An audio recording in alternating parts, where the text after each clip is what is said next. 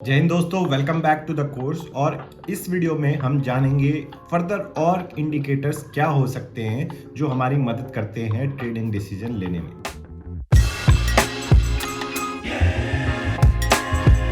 इसमें हम बात करेंगे moving average convergence divergence, MACD for short जिसको बोला जाता है। अब इसको लेट 70s में जेराल्ड एप्पल नाम के बंदे ने जो बना डेवलप किया था। अब MACD जो है इंडिकेटर्स का दादाजी कहलाता है क्योंकि बहुत पहले बनाया गया था और बहुत ही रिलायबल इसको माना जाता है। होता क्या है इसमें, बड़ा ही सिंपल है, ज़्यादा कोई दिमाग नहीं लगाना।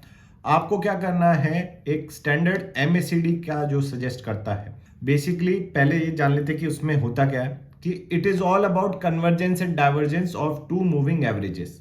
यानी कन्वर्जेंस कब होगा, जब टू मूविंग एवरेज अपनी दोनों एक तरफ मूव करेंगी, एक तरफ दूसरे की तरफ, या और डाइवर्जेंस तब होगा जब मूविंग एवरेज एक दूसरे से मूव अवे करेंगे। मूव टुवर्ड्स ईच अदर तो convergence, move away from each other तो डाइवर्जेंस। अब यहाँ पे कैलकुलेट करने के लिए स्टैंडर्डली क्या यूज किए जाते हैं, 12 डे EMA और 26 डे EMA।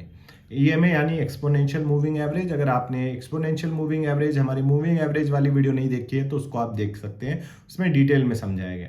अब इसमें हम करते क्या है, बेसिकली सिंपल, हम 26 से EMA को 12 डे EMA से जो है सब्ट्रैक्ट कर देते हैं और उससे हमें एस्टिमेट मिल जाता है CD की। CD यानी convergence and divergence value.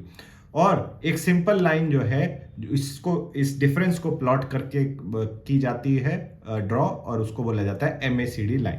For example मान लीजिए जैसे निफ्टी की क्लोजिंग प्राइस यहाँ पे दर्शाई गई है 2014 में, तो पहले 16 दिन और फिर उसके बाद पहले 26 दिन, पहले 12 दिन सॉरी, और उसके बाद 26 दिन, यहाँ पे उनका डिफरेंस नोट किया गया है। तो इसमें अगर आप खुद इंट्यूटिवली सोच के देखें कि भाई क्या हो रहा है, यहाँ पे आपने 12 डे EMA को 26 डे EMA से माइनस किया और आपको कुछ वैल्यू आ रही है, कुछ कभी नेगेटिव आ रही है और कभी कभी आपको ये पॉजिटिव देखने को मिल रही है ना।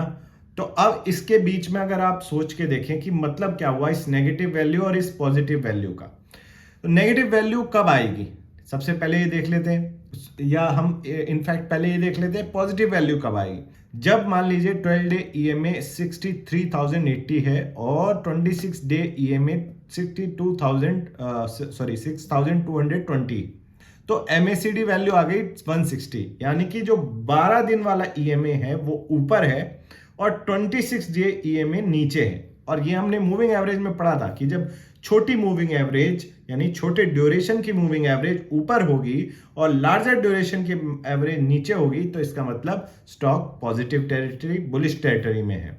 लेकिन उसका उल्टा नेगेटिव में क्या होगा, नेगेटिव में जब जाएंगे तो इसका मतलब जो छोटी ड्यूरेशन की वैल्यू है वो नीचे है और पॉजिटिव ड्यूरेशन जो बिगर ड्यूरेशन की वैल्यू है वो ऊपर है। और इसको डिनोट कैसे किया जाता है, तो हमें ये तो समझ में आ गया कि पॉजिटिव और नेगेटिव से हमें फायदा होता है, ये पता चलता है कि बुलिश टेरिटरी या बेरिश टेरिटरी, बाई करना है या सेल करना है। इसको प्लॉट किया जाता है कुछ इस तरह से कि आप यहाँ पे देख सकते हैं, एक जीरो जो है इसकी बेस लाइन हो जाएगी और MACD जो लाइन है वो हमेशा इसके अर्ध गिर्द ऊपर नीचे घूमती रहेगी। सेंटर लाइन जो है, बेस लाइन जो हम बात कर रहे थे, वो जीरो को डिनोट करेगी, और नेगेटिव है तो नीचे रहेगी MACD लाइन, और पॉजिटिव है तो ऊपर रहेगी वो MACD लाइन। अब MACD लाइन यहाँ पे हमने देख ली कि क्या बताती है, वो भी हमने समझ लिया। लेकिन इसमें एक चीज देखने वाली है कि अगर आप इसके बेसिस पे अपने डिसीजंस लेने जा रहे हैं तो आपको थोड़ा सा सावधान होने की जरूरत है। क्योंकि अगर ये जो डिफरेंस है, अगर बड़ी प्राइस वैल्यू होती है, मान लीजिए जैसे बैंक निफ्टी की बात करें, बैंक निफ्टी तो 36,000 40,000 इस रेंज में आजकल ट्रेड करता है, ठीक है। अब उसका जो डिफरेंस आएगा 12 EMA और 26 EMA का, वो ज्यादा आएगा। तो ये जो लाइन है आपको और बड़ी बड़ी आपको वैल्यूज देगी, तो उससे आपको ये सिग्नल नहीं ले लेना है कि भाई ज्यादा कन्वर्जेंस डाइवर्जेंस है। तो इसके बेसिस पे आपको ध्यान रखना है कि एक्चुअली इंट्रिंसिक वैल्यू जो है उस स्टॉक की या इंडाइसिस की, उसको भी आपको ध्यान में रख के चलना है।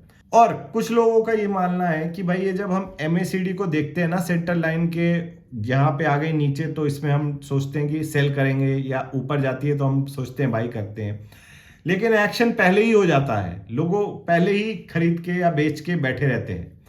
तो इसको सॉल्व करने के लिए इसके ऊपर एक लेयर ऑफ इंडिकेटर और लगाई जाती है। वो कैसे? एक तो आपकी एमएससीडी लाइन हो गई, वो आप देखेंगे। उसके बाद आप एक 9 day EMA of MSCD line, जिसको सिग्नल लाइन कहेंगे, वो भी देखेंगे। एक आपकी एमएससीडी लाइन हो गई जो हमने अभी फॉर्मूला देखा उसके बेसिस पे, और वो हमने देखा कि 0 के नीचे है तो सेल करना है, 0 के ऊपर है तो बाई करना है, और जितना ज़्यादा उसमें मोमेंटम है उस हिसाब से करना है। लेकिन यहाँ पे हम एक एडिशनल लेयर, जैसे आप इस एग्जाम्पल में देख सकते हैं एशियन पेंट्स के, तो जो ब्लैक लाइन है वो एमएससीडी को दर्शा रही है, और जो रेड लाइन है वो एमएससीडी सिग्नल को दर्शा रही है। और एमएससीडी सिग्नल क्या है? कुछ नहीं, बस आपका 9 day EMA of the MSCD, यानी कि जो एमएससीडी है उसका हम 9 डे का एक्सपोनेंशियल मूविंग एवरेज इस सिग्नल लाइन से डिनोट कर रहे हैं। अब इसको एमएससीडी सिग्नल को हम बेसिकली यूज कैसे करेंगे? तो यहाँ एग्जाम्पल पे आप देख सकते हैं, जैसे यहाँ पे बात करते हैं, ये जो एमएससीडी सिग्नल लाइन है, ये जैसे ही इसको क्रॉस करती है और जो बेसिकली एमएससीडी सिग्नल लाइन तब ब्लैक लाइन को क्रॉस कर रही है, यहाँ पे आप देख सकते हैं, यहाँ पे आपको शॉर्ट कर देना है। अब दूसरी यहाँ पे जब आप देखेंगे कि ब्लैक लाइन रेड लाइन को क्रॉस कर जा रही है, वहां पे आप बाई कर सकते हैं, और ऊपर आपको वो प्राइस एक्शन नजर भी आ रहा है।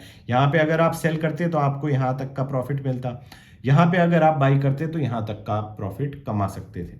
तो बेसिकली सिग्नल है, आपको अपने थोड़ा यूज करेंगे तभी समझ में आता है। मैं तो पर्सनली काफी कम इंडिकेटर्स का यूज करता हूं, बिकॉज अपने आप में ये काफी एक बहुत ज्यादा हो जाता है। एज ए ट्रेडर आप 10 चीजों को देखेंगे तो 4 चीजें आपको बताएंगी बाई करो, 4 चीजें सेल करो, तो कंफ्यूजन हो जाता है। तो जितने मिनिमम हम अपनी ट्रेडिंग चेकलिस्ट में रख सकते हैं इंडिकेटर, उतना बढ़िया है। तो इस वीडियो में हमने जाना एमएससीडी के बारे में। नेक्स्ट वीडियो में हम बात करेंगे एक और इंडिकेटर जिसका नाम है बोलिंजर बैंड। अगर आपको ये वीडियो अच्छा लग रहा है तो लाइक करें इस वीडियो को, शेयर करें उनके साथ जो ट्रेडर बनना चाहते हैं। Thank you for watching. My name is captain Shashank. जय हिंद।